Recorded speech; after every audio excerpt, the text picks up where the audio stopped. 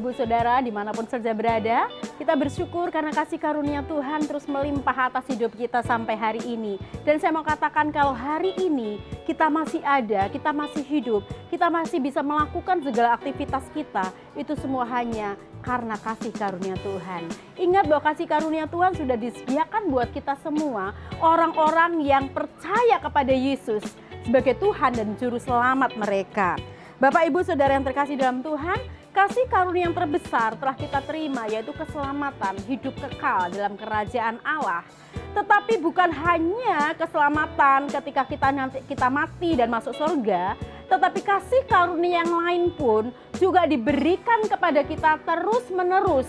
Kasih karunia demi kasih karunia akan dilimpahkan dalam hidup kita, seperti dalam Yohanes 1 ayat 16 katakan, karena dari kepenuhannya kita semua telah menerima kasih karunia demi kasih karunia.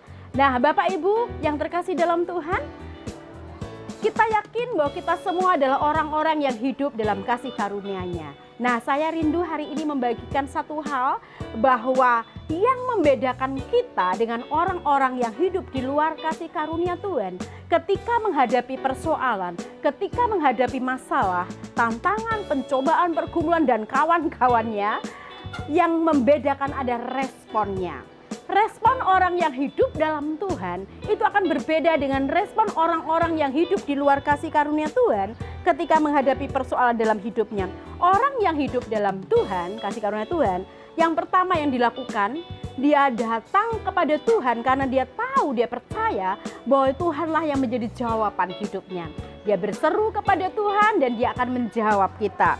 Kemudian yang kedua, ketika kita berseru, kita berdoa kepada Tuhan, kita bersyukur kepada Tuhan. Karena Tuhan pasti menjawab doa kita seperti yang dikatakan di dalam Markus 11:24. Apapun yang kita doakan dan kita minta, asal kita percaya kita sudah menerimanya, maka hal itu akan diberikan kepadamu.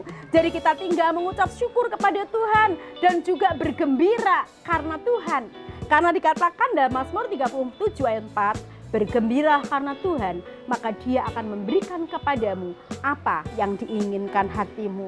Nah, Saudara, jadi itu respon-respon orang-orang yang hidup dalam kasih karunia Tuhan.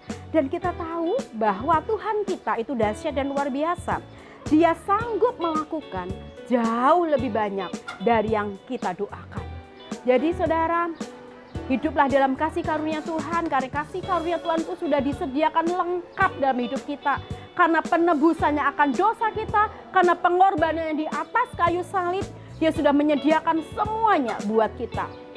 Kemiskinan kita sudah ditanggungnya, kelemahan kita sudah ditanggungnya, penyakit kita sudah ditanggungnya, seluruh hidup kita sudah ditanggung oleh Dia. Jadi tunggu apa lagi?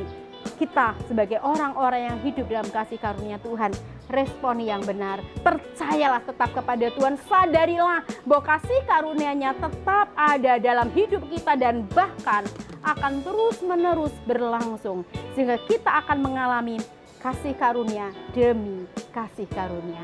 Haleluya, Tuhan Yesus memberkati kita semuanya. Shalom.